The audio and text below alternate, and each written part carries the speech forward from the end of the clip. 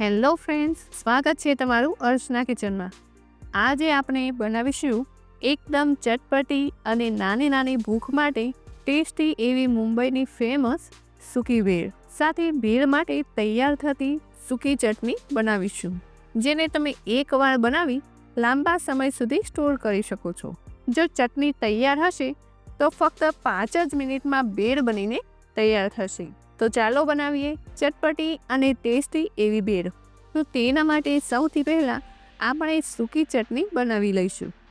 તો ચટણી બનાવવા માટે મેં અહીંયા ખૂબ સારા એવા પ્રમાણમાં લીલા ધાણા લીધા છે। સાથે ભેળને ચટપટી અને ટેસ્ટી બનાવવા માટે થોડા ફુદીનાના પાન અને થોડા મીઠા લીમડાના પાન લીધા છે। હવે સૌથી પહેલાં ચટણી બનાવવા માટે મિક્સર જારમાં આપણે લીલા ધાણા ઉમેરી દઈશું।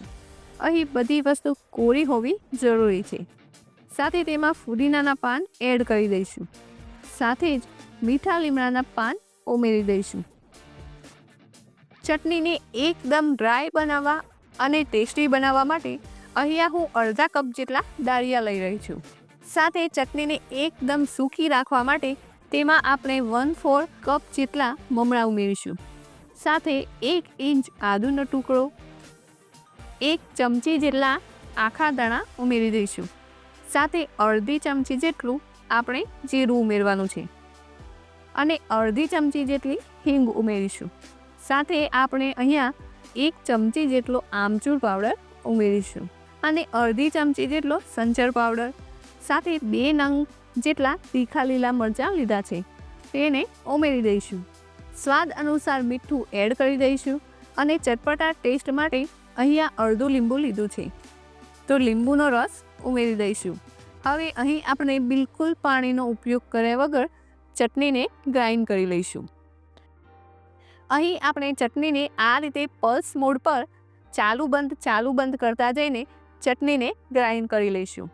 તો અહીં તમે જુઓ, એકદમ ચટપટી અને ટેસ્ટી ભેળ માટે સૂકી ચટણી બનીને તૈયાર છે। તો અહીંયા મસ્ત મજાની ચટણી બનીને તૈયાર છે। આ રીતે ચટણી બનાવી તમે 15 થી 20 દિવસ સુધી ફ્રીજમાં સ્ટોર કરી શકો છો। જો ચટણી તૈયાર હશે તો ફક્ત 5 જ મિનિટમાં ભેળ બનીને તૈયાર થઈ જશે। તો ચાલો હવે ફટાફટ ભેળ બનાવી લઈએ। ભેળ બનાવવા માટે મેં અહીંયા 4 કપ જેટલા મમરા લીધા છે। મમરાને આપણે એક બાઉલમાં એડ કરી દઈશું। સાથે અડધા કપ જેટલી મસાલાવાળી ચણાની દાળ, અડધા કપ જેટલા શેકેલા સિંગ દાણા ઉમેરી દઈશું।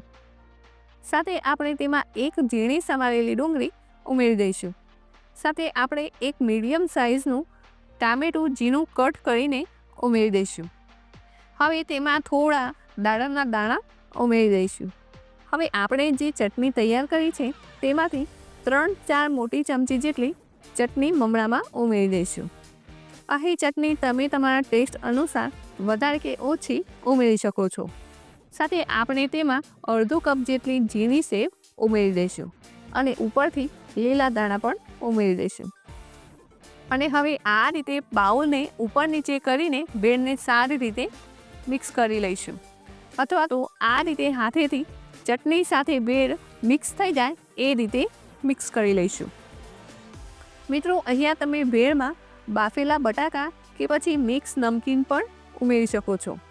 તો અહીં તમે જોઈ શકો છો, એકદમ ચટપટી અને ટેસ્ટી એવી સૂકી ભેળ બનીને તૈયાર છે।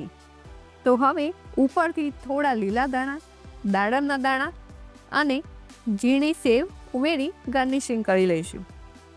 તો આ ભેળ બહુ ટેસ્ટી એવી લાગે છે। જો ચટણી તૈયાર હોય તો ફક્ત 5 જ મિનિટમાં બનીને તૈયાર થાય છે।